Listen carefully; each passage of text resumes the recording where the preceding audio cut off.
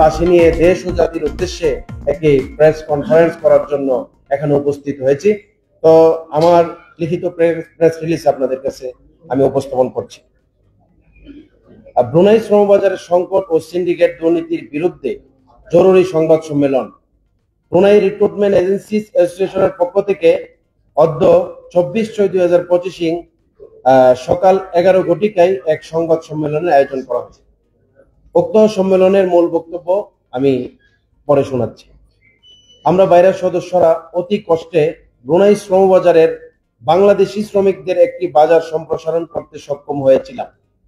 দুঃখের বিষয় এই যে হঠাৎ ব্রুনাইয়ে অবস্থিত বাংলাদেশের দূতাবাস কর্মকর্তা ও বাংলাদেশের সংশ্লিষ্ট মন্ত্রণালয়ের যোগসাজশে দুর্নীতির মাধ্যমে কালো টাকা আত্মসাতের জন্য কৌশলে বাইরের সদস্যদের মৌলিক অধিকার হরণ করে একমাত্র সরকারি প্রতিষ্ঠান বোয়েসেলের মাধ্যমে ব্রুনাই দারুস-সালামে কর্মী প্রেরণের সিদ্ধান্ত গ্রহণ করে, যার ফলে আমরা যারা ব্রুনাই দারুস-সালাম বাংলাদেশ থেকে কর্মী প্রেরণ করতাম তারা মারাত্মক ক্ষতির সম্মুখীন হই। আমাদের অফিস কর্মচারী সহ আমরা পরিবার নিয়ে অত্যন্ত মানবতর জীবনযাপনে বাধ্য হই। এটি বাইরের সদস্যদের মৌলিক অধিকার হরণের শামিল। এই সিদ্ধান্ত বাতিলের জন্য এবং বোয়েসেলের পাশাপাশি আমরা যারা বাইরের সদস্য আছি তাদেরকেও ব্রুনাই দারুস-সালামে শ্রমিক প্রেরণের অনুমতি প্রদানের জন্য সংশ্লিষ্ট মন্ত্রণালয়ের মাননীয় উপদেষ্টা সচিব এবং বিএমইটি ডিজি মহোদয়ের সাথে দেখা করে আমাদের দাবি উত্থাপন করেও অদ্যাবধি কোনো সুবিচার পায়নি। এইদিকে ব্রুনাই দারুস-সালামে প্রচুর কর্মীর চাহিদার বিপরীতে বোয়েসেল মাত্র 2% শ্রমিক প্রেরণে সক্ষম হয়।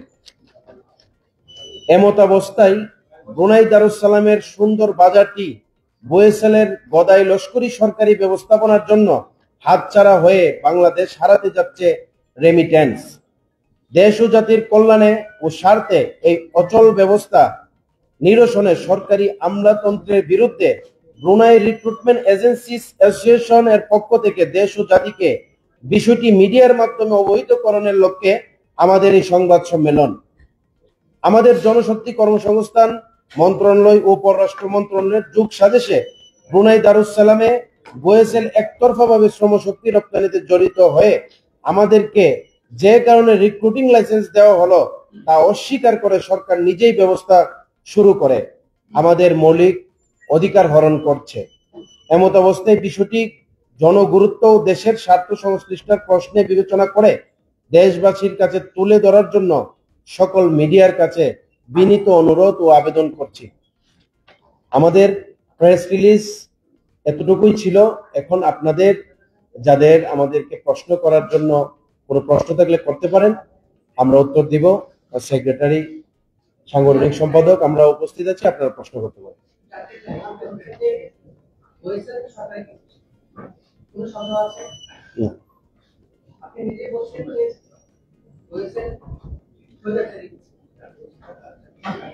আচ্ছা আচ্ছা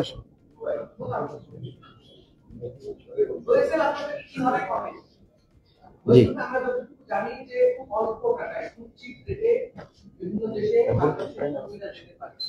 একটা ভালো উদ্যোগ। এই উদ্যোগটাকে আপনারা বেসরকারি পর্যায়ে নিয়ে কিভাবে বাড়ানো হচ্ছে? আপনারা কি বলেছিলেন যে আরো অল্প টাকায় ভোটিং বাড়াবেন? আরেকটা হচ্ছে যে বলেছেন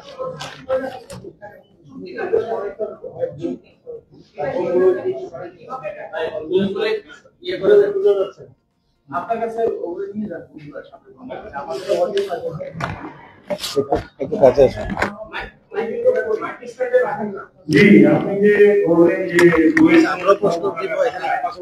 মূলত আমরা হয়তো 3 লক্ষ টাকার মধ্যে শ্রমিক পাঠাই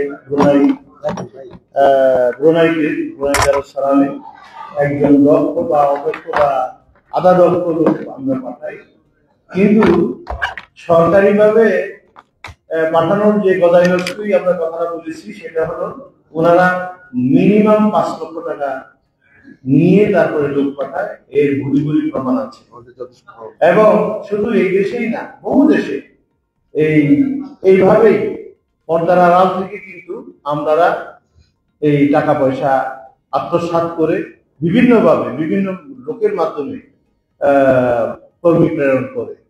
প্রকৃতপক্ষে 40,000 বা 42,000 টাকা খরচ দেখানো হচ্ছে, মূলত এই টাকাটা নয়। পর্দার আড়ালে কিন্তু এটা মিনিমাম 5 লাখ টাকা নেওয়া হয়। আর আপনি আরেকটা কি বললেন যে বেসরকারি, আমাদেরকে নিয়োগই দেওয়া হয়েছে, আমাদেরকে লাইসেন্স দেওয়া হয়েছে, we have been paid up to the 20 lakhs or 30 lakhs, এবং প্রকারভেদে আমরা 1 কোটি টাকা পর্যন্ত সিকিউরিটি মানে ডিপোজিট রেখে আমরা ব্যবসা করি।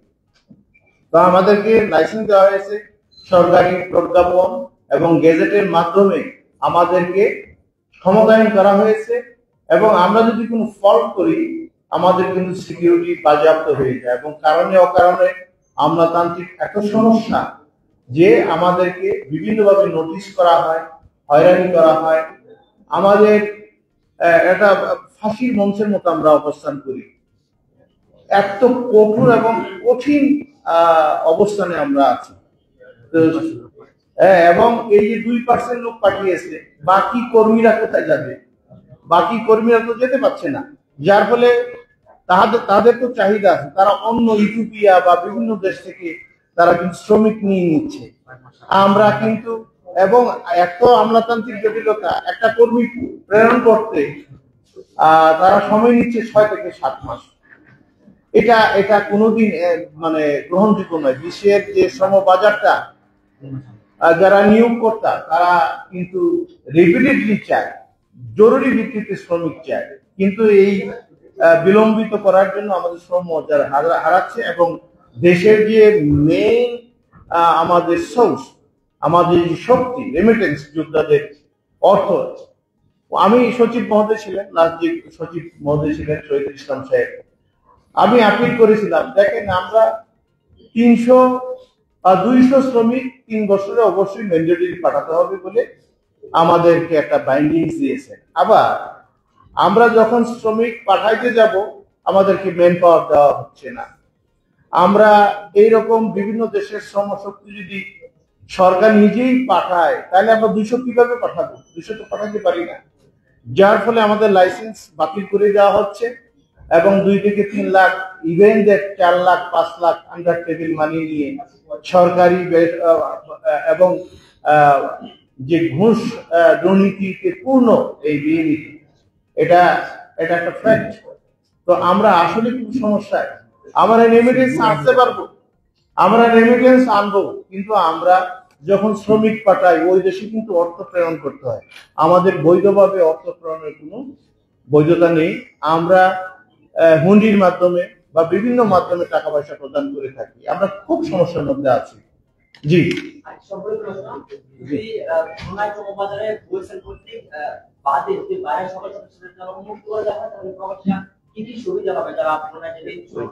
অপেক্ষাকৃত কম মূল্যে এবং দ্রুত কোয়ালিটিপূর্ণ শ্রমিক আমরা প্রেরণে আমরা দক্ষ।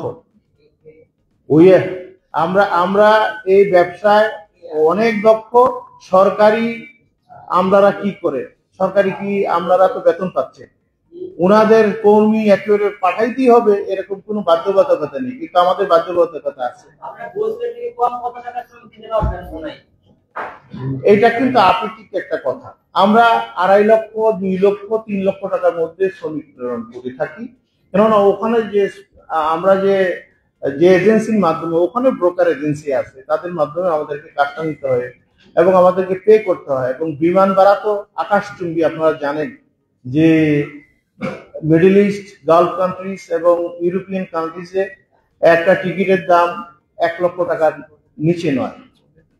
তো এবং আমরা তো প্রচুর লোক পাঠাতে পারি, এবং আমাদের ডিমান্ড গুলা বিভিন্ন যে নিয়োগ করতে আছে ওদের সাথে সরাসরি আমাদের সম্পৃক্ততা আছে, আমাদেরকে ট্রাস্ট করে এবং আমাদেরকে দ্রুত পাঠানোর জন্য তারা কিন্তু চুজ করে। কিন্তু এখন তো সেটা এবং বুয়েসের কিন্তু অদক্ষ লোক পাঠাতে পারে না। আমরা কিন্তু নিজস্ব ট্রেনিং সেন্টারে বা যেভাবেই হোক তাদের কি স্বল্প সময়ের মধ্যে তৈরি করে নিই। একজন মেশন, কার্পেন্টার, স্টিল বা এই জাতীয় কনস্ট্রাকশনের বেশি ডিমান্ড ওয়ার্ল্ড ওয়াইড। তা আমরা এই ট্রেনিংটা তাদেরকে যথাযথভাবে প্রদান করে অতি দ্রুত সময়ে আমরা পাঠাইতে পারি। জি।